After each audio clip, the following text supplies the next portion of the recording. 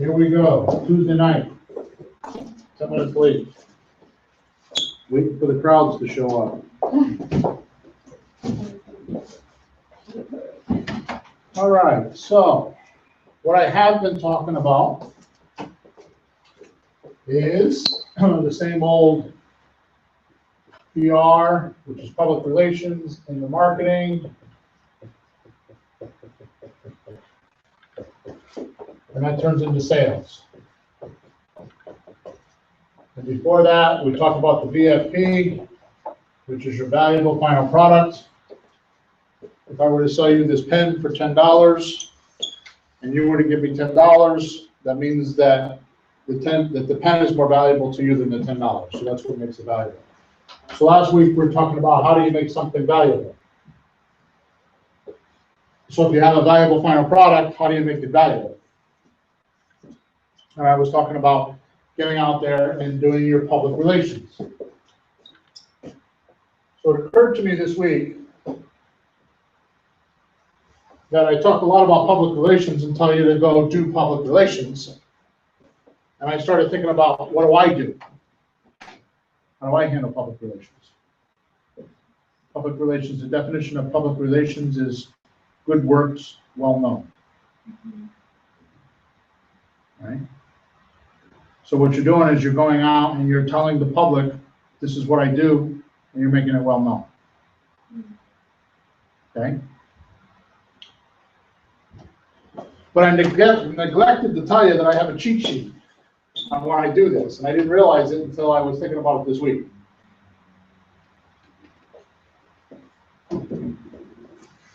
Matter of fact, I have a cheat sheet for my marketing too, because what happens is if you go out and suppose you do a seminar, right? And I told you, if you do the seminar, the idea of the seminar is to get like-minded people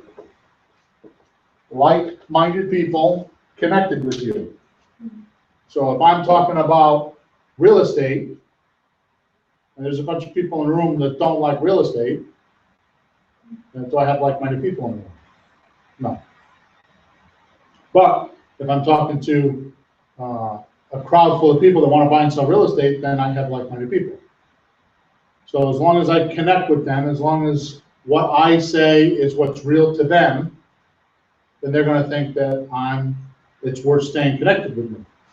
So if I tell them, and often what I do is we have some tools, which are expensive. The tool I use is like $300 a month. So it's called, if you want to know what it is, it's called Instant Customer. They just changed their name to TPNI. I don't even know what that means, but what we do is, like, for example, I have an acupuncturist that's a client that does radio shows. So what we do is we ask people to text us. So like right now, we're giving away a $750 examination. So if they text, like in their particular case, WPRO is the radio station. So if they text WPRO to 58885, they can get their free $750 check. It's an actual check. So I get their identity because they're connected with the doctor. Okay. Once I have their identity, then it's easy for me to market to them, because now we have something in common. So when they see their marketing comments from the doctor, they're going to say, "Oh, that's that guy that I heard on the radio, and he's really smart. He really knows what he's talking about. So I should see what he says." Then you get the marketing, and the marketing talks to them, and the marketing sends them in here, right? So the marketing gets them to come in. So now when you go into the sales process has already started, because the sales process started back here. Okay, so that's the concept here, and I've had many lectures on that, so you should know that right now. What I realized is as everybody knows, or most people know, that I'm a professional copywriter, and my marketing, when I put my mind to it, works really well.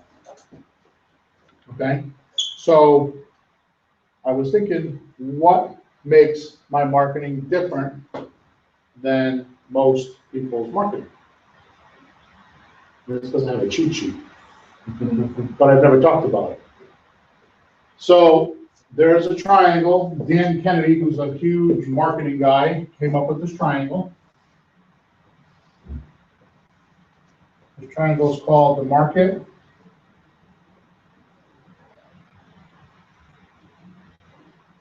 message, and media. You can also call this a three-legged stool. You know, if you had a stool with 3 legs and one leg was missing, your stool is not going to work. So the market is, who are you talking to? Who are your public? Who's listening to the message? The message is what you're saying, what are you selling?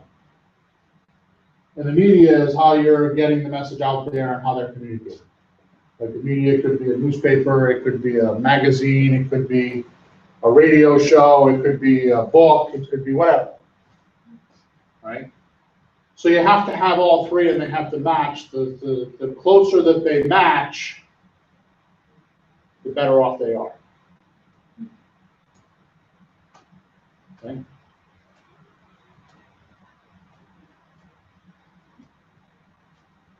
So I'm just trying to think. There's a circle that goes around it. I don't remember what the circle is, so I wasn't going to talk about it. But the circle is your personality.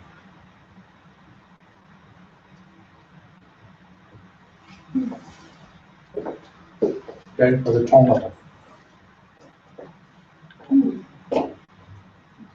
Yeah. So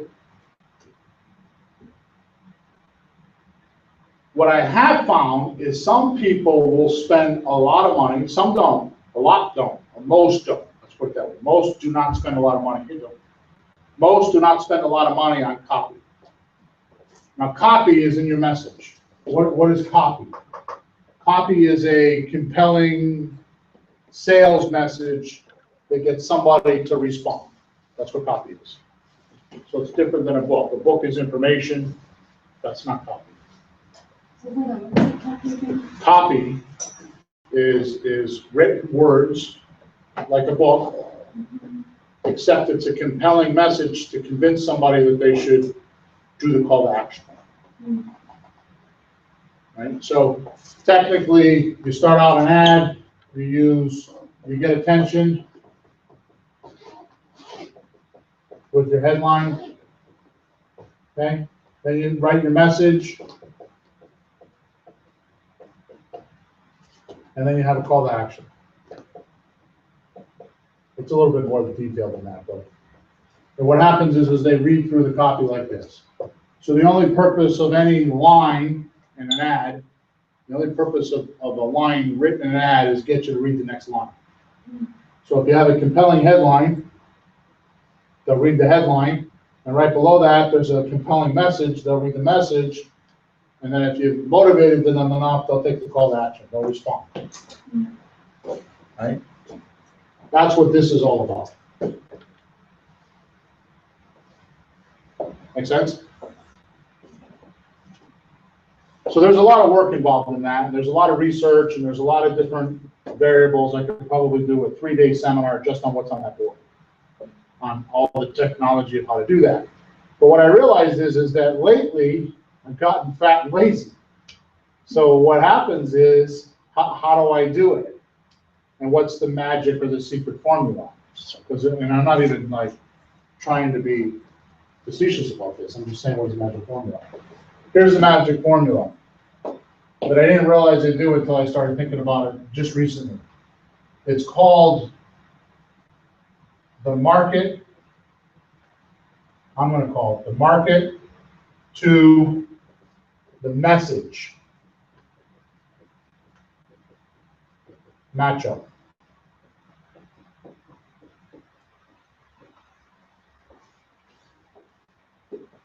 See, what happens is when somebody says they want to, when somebody does a marketing campaign, what they do right away is they automatically think they know what the copy should be, and they'll start writing messages, or they'll start sending out mail.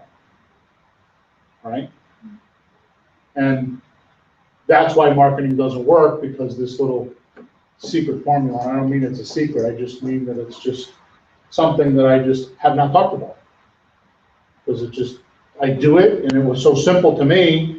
It's like a rudiment of my marketing, then I just skipped over that step. Because to me, it's just a fundamental. So what happens is you spend all your time on the market.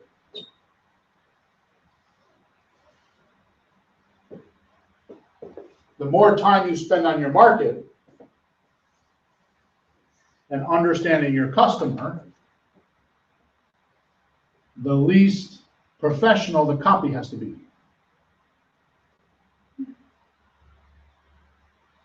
So the more time on the customer is Yeah.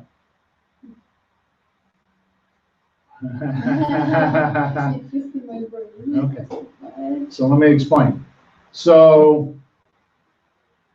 let me get a good example here. So come on, Bill.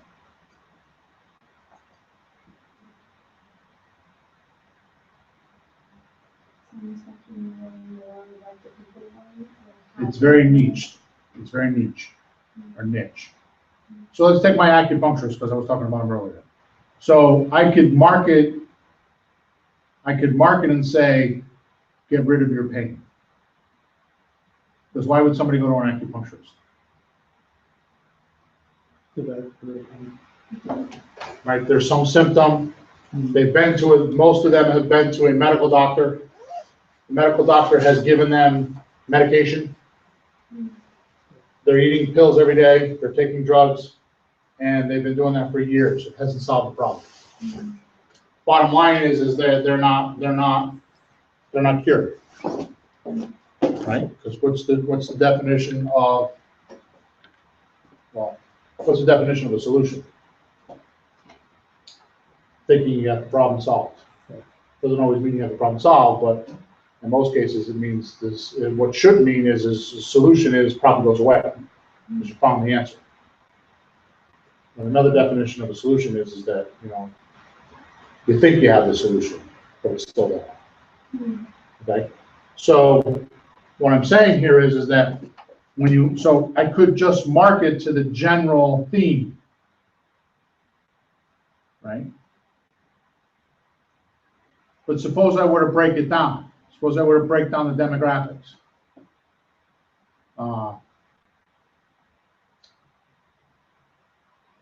Suppose I were to figure out if I were to do a survey of my database of people that I've already sold to, and I found out that my average customer is a woman, and her average age is 56 years old. And the average problem she has is menopause.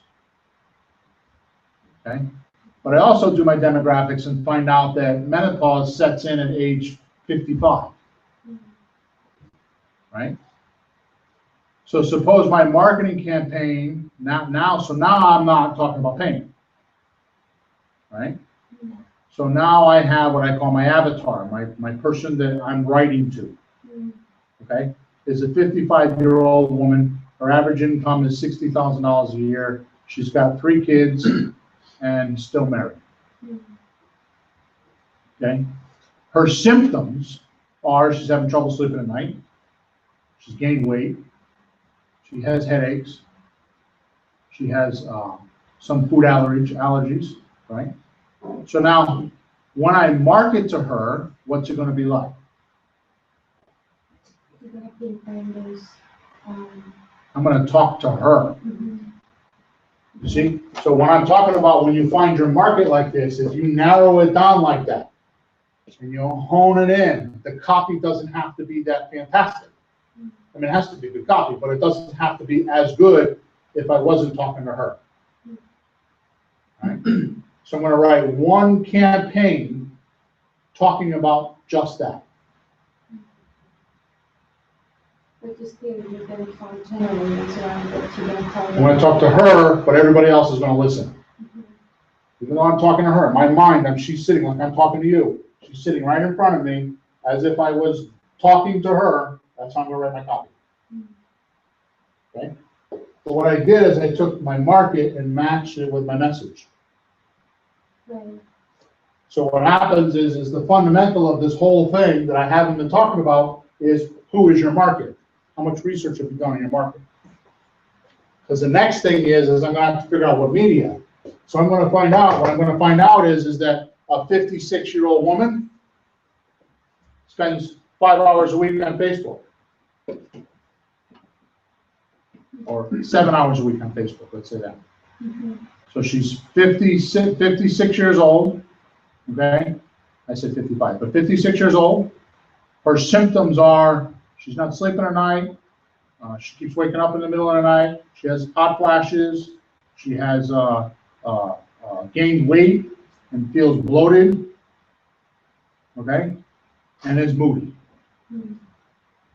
And knows all this.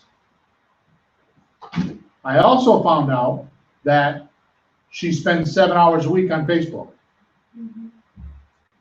That's her average media. And oh yeah, by the way, she also reads Glamour magazine. So if I wanted to talk to her, where would I go? On Facebook and Glamour magazine. And what am I going to talk about? The symptoms and what to do. So I have a captive audience. So how compelling does a copy have to be? It doesn't have to be fancy copy. It just has to be real to her. And I have a solution.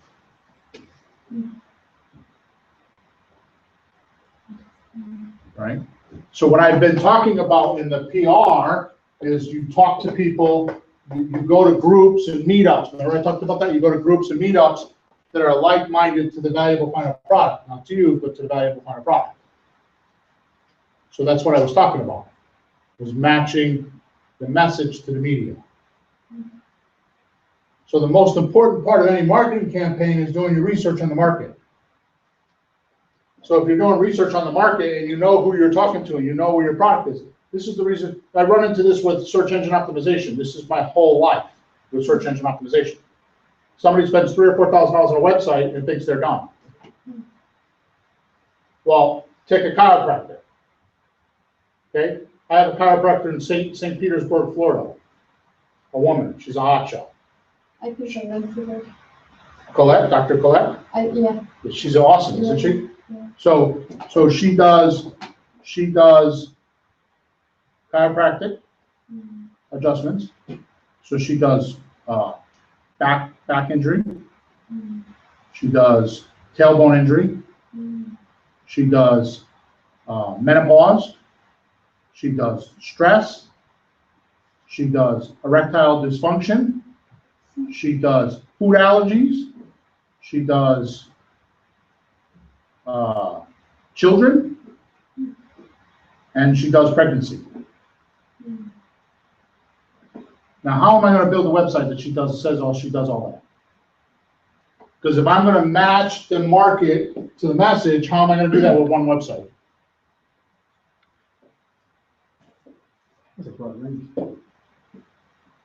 So what I do is I build individual pages and I build like sections of the website that handle these items we're talking about. So now when I'm out doing search engine optimization, I'm talking about menopause. All my language, all my words, my keywords, all my buttons are on menopause. They come back to that menopause page or pages, and they get menopause information on that website. Now they're on the website, they poke around and see other things happening because, you know, there's links and stuff and they see what's going on because the website looks like the website, just changes the pages. Okay? Because the guy that has erectile function disorder is not the same person that has menopause. Obviously, one's a man, one's a woman. Can I talk to them the same way? No. I have to talk to them different, so the message changes. Why does the message change? The message changes because I have different markets. Different people I'm talking to, different publics. We call it different publics. So what I'm telling you is when you're doing all of this stuff that I'm talking about, your VFP, and you're doing public relations, and you're doing your marketing, you should spend all the time trying to figure out who your public is or who your market is. The more research you do on that, the better off you're going to be.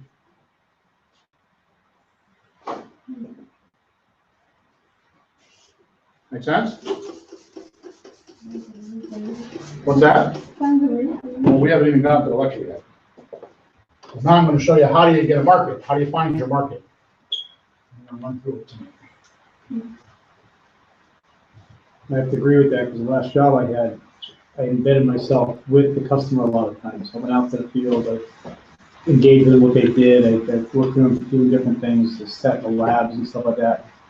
The best way I found out what they were looking for was listening to them and picking up the pieces, put a piece together with something else, get the replication from somebody else, and constantly, it worked out well. And it became like, oh, the solution's easy. This is what they're looking for. So, one of the things that you'll realize after a while is that in education, Mr. Hubbard says, in education is significance, mass, and doingness. That's an education. So you have the significance, which is the ideas or the thoughts, right?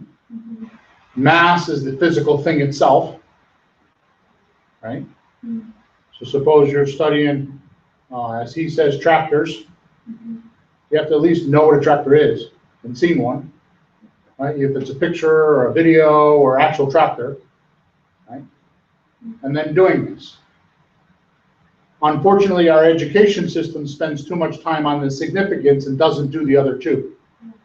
So there's a lot of people in this world that have PhDs and huge degrees and don't know how to do it. The doingness is missing. So to your point, there's a lot of room for people like myself and like you that have done it and can live an entire life making lots of money teaching people how to do it. That's what this club does. This club holds your hand and we walk you through the doingness parts. It's like building blocks. You know, yeah, you know what you want. You got the significance of, it's like an engineer, right? Unfortunately, what happens is too often they take a test and they don't know what they're doing. Because somebody could memorize all the words and memorize what's going on and never did it. There's a lot of PhDs out there that have a PhD degree and they could talk about it all day long, but they never actually did it. Right? Okay, good. So let's buzz through this in the next 5 or 10 minutes on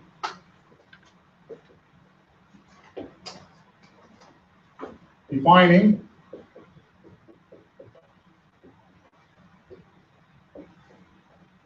your ideal client.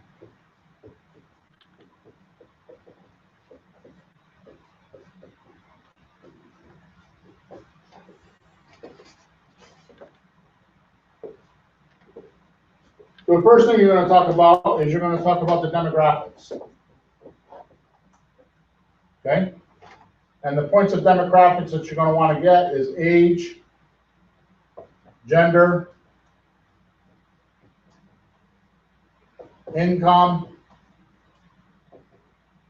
family size, where they live,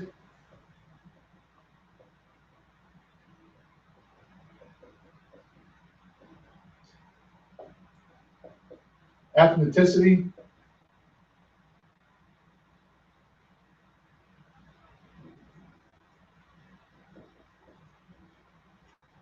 and level of education.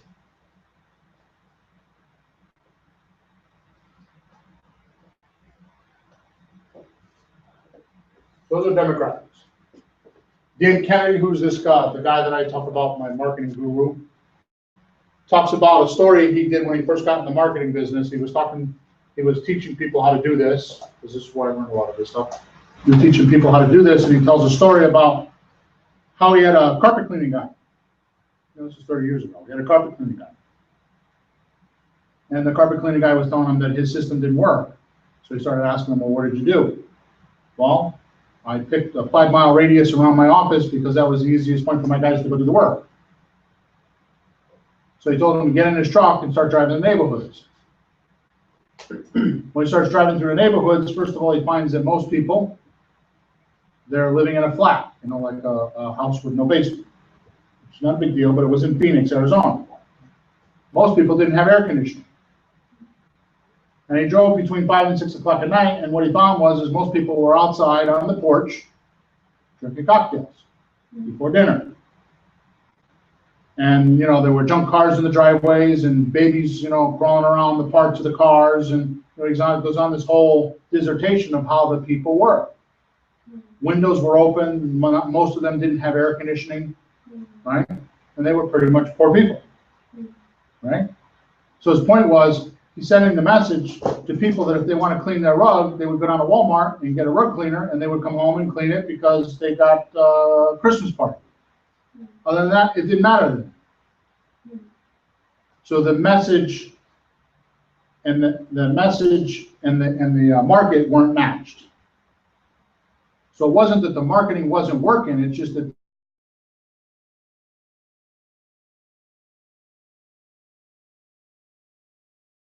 this is demographics.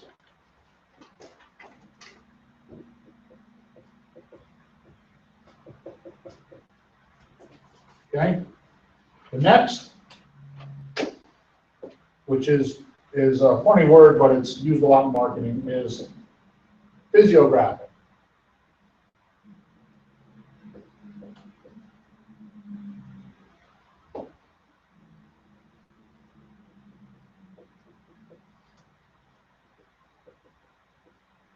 Okay, those are things like values, interests, hobbies,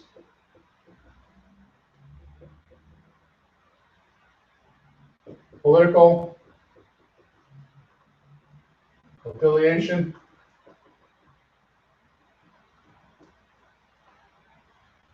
religious views, lifestyle, attitude,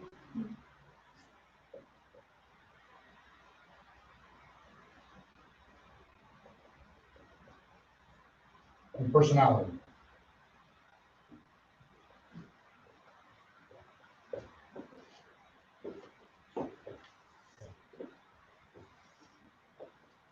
Is this making sense?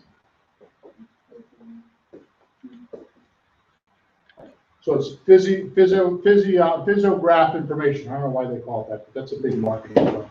I'm so psychograph. I'm sorry, something wrong there. Psychograph.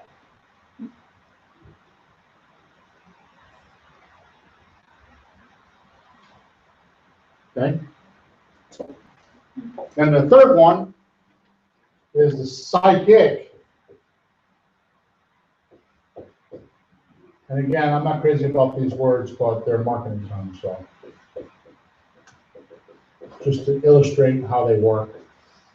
Here's where it really ties in, because when you do this, then you got a good marketing piece. So the questions you ask is what keeps them up at night?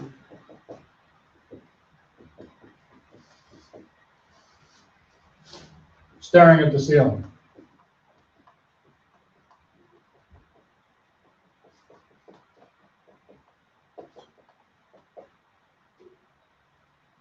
In other words, what worry or frustration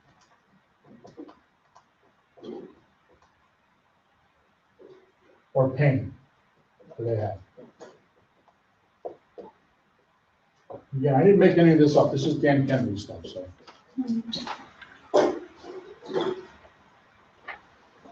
okay. Next one is what is. I got my back to the camera a lot tonight. I apologize. What is their single biggest problem that you can solve?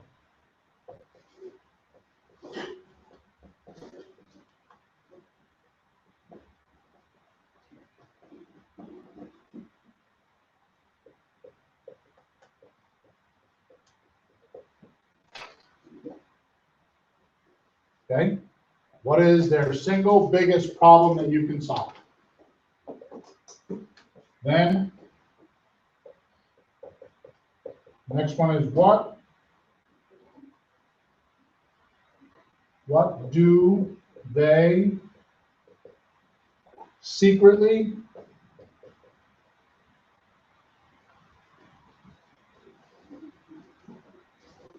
privately desire most?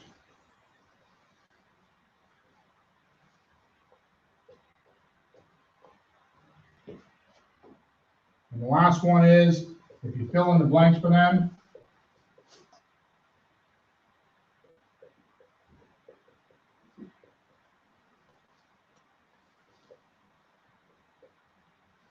it would be this. If I could just blank, then blank. Fill those in and you get a good copy.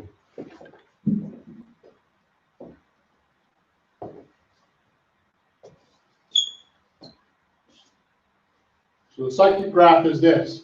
What keeps them up at night? Staring at the ceiling, worrying, or frustration and pain. What is that then? Next one is, what is their single biggest problem that you can solve?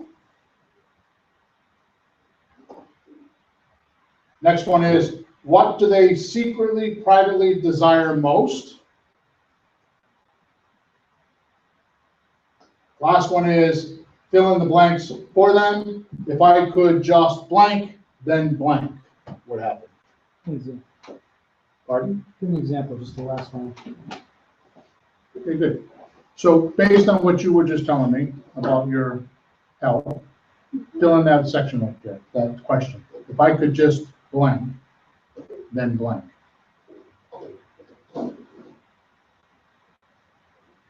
If I could just,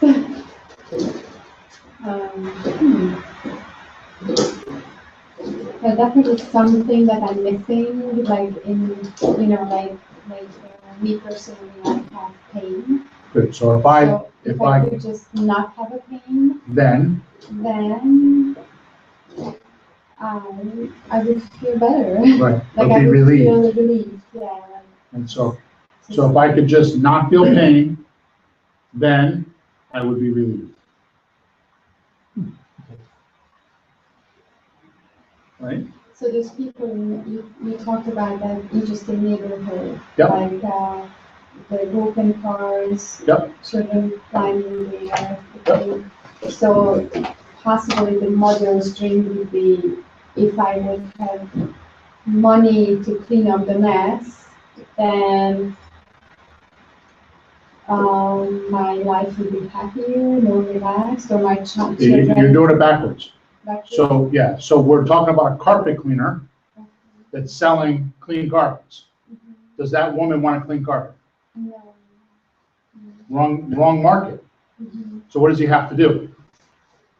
Go figure out who wants clean carpets. Or change profession like those people want. If that's his only market, but it's not his only market because Phoenix, Arizona is a big place. Right. Yeah. So he was marketing to a market that the message in the market didn't match.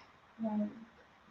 So my point of tonight's lecture is that I keep telling you, if you use PR, you use marketing, and go into your sales and handle all that stuff, then it'll work. But what I realize is that before all that happens, you should know who your market is. Right. And what was interesting too, that you said that the boss decided to keep it closed.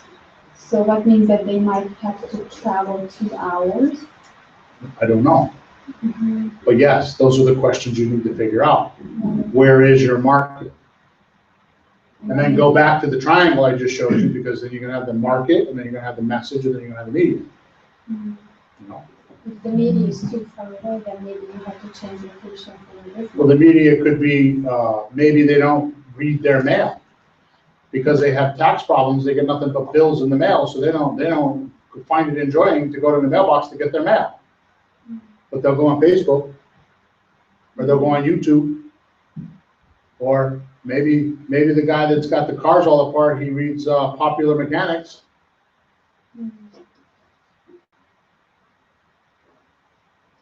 You have to figure that out. So you can almost go down these lists and just start checking things off. Not almost, you go down these lists and you will get your perfect client. If you answer these questions, even not all of them, just some of them. That's how we phrase it. You go down this list, you'll find which one to focus in on. What your market is. Who is your market? So what keeps them up at night staring at the ceiling? So in for example, the example of the carpet people that are looking for market, and the market is not really the neighborhood. So practically what they're looking at, these people worry about more. Have you ever met a woman that's a freak about her house? Everything's gotta be in order, her house has gotta be clean. Right. God forbid somebody comes in her house and there's a dish on the table that's dirty. Yeah. Have you ever met one of those women? Oh, yeah. So if her carpets are dirty and she's got women coming to play bridge on Thursday and somebody spilled something on her carpet on Sunday, what's gonna keep her up at night? That could be because she's a housewife and she has a reputation and all her bridge friends are coming on Thursday, but there was an accident, and on Sunday when her husband was watching football with his buddies. Yeah. And he trashed the carpet. She's all freaked out about it. Now that's kind of a lame example, but the point is that could keep her awake at night because she's wondering how is she going to get that done. But she's not going to be that girl in that neighborhood. Right. So the point is you go find her.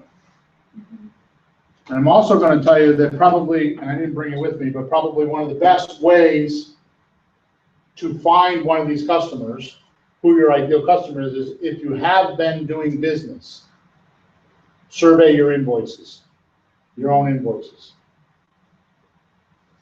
and find out what you've been selling the most of. Because you're going to find out that there's going to be more invoices with one particular service than there is with others. Then once you find out what you're selling, then find out who you're selling it to, and just reverse engineer the process.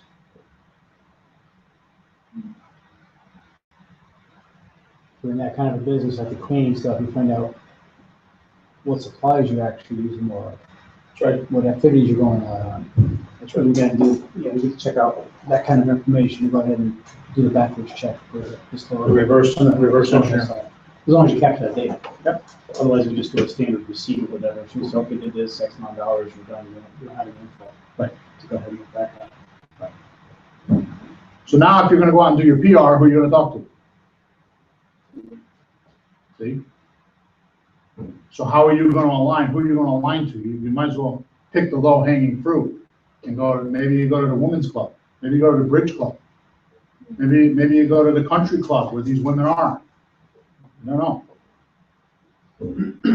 Or more importantly, get into the magazines they read, or into the bookstores where they buy books, or I don't know, the grocery store. Maybe they all shop in the same grocery store. Maybe they all use the same butcher. This is what you do when you start reverse engineering it. The point is that once you find all this information out, then your message is received a lot easier because you know who you're talking to.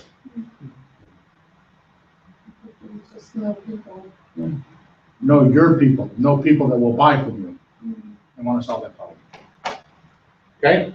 I'm 5 minutes over, so I'm going to knock it off. All right, guys. So we're at 30 Hazel Terrace in Woodbridge every Tuesday night, 7 o'clock. If you want to join us, you're welcome. It's free. Good night.